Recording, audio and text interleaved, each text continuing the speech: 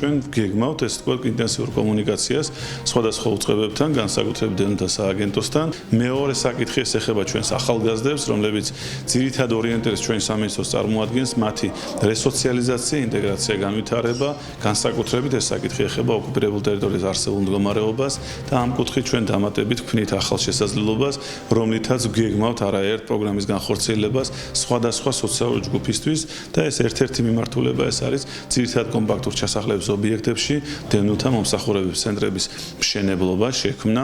ჩვენ მივიღეთ ყველა კითხვაზე ამომწურავი პასუხი. ჩვენ არ აგვაქვს ისეთი დიდი ბიუჯეტი, რომ ყველა პრობლემა, რომელიც დევნილებს გააჩნიათ, მოვაგვაროთ. მაგრამ არის აი ესეთი გადაუდებელი პრობლემები, რომელთა გადაჭრა სასიცოცხლოდ მნიშვნელოვანია დევნილებისთვის და სწორედ ჩვენი ეს მწირი ბიუჯეტი ითვალისწინებს აი ამ გადაუდებელი რაღაც დახმარებების გაწევას და სწორედ ამას აკეთებს ჩვენი სამინისტრო და აკეთებს ძალიან კარგად.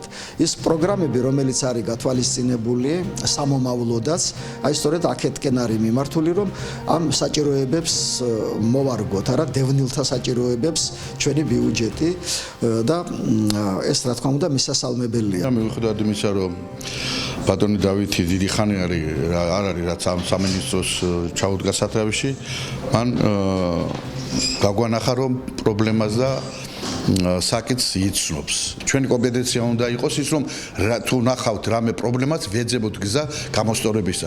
ერთ რამისი დავეთანხმები ბატონ დავითს ამასთან დაკავშირებით, რომ ჩვენ უნდა ვეძებოთ ფედერალურ სტრუქტურებთან ერთად, ჩვენს შესაბამის სტრუქტურებთან ერთად არსებული მდგომარეობიდან, ჯერ კიდევ არსებული ჩიხური მდგომარეობიდან გამოსავლის გზები. როგორც წესი წინასწარ ქონდა ცალკეული დეპუტატების მხრიდან მიღებული შეკითხვები, მე ვფიქრობ რომ ძალიან სერიოზული მოსმენა ჰქონდა პრობლემებისთვის გვერდი არ აგვივლია, რაც მიჩანს მოლოდინს, რომ ისინი გათვალისწინებული იქნება სამინისტროს საქმიანობაში.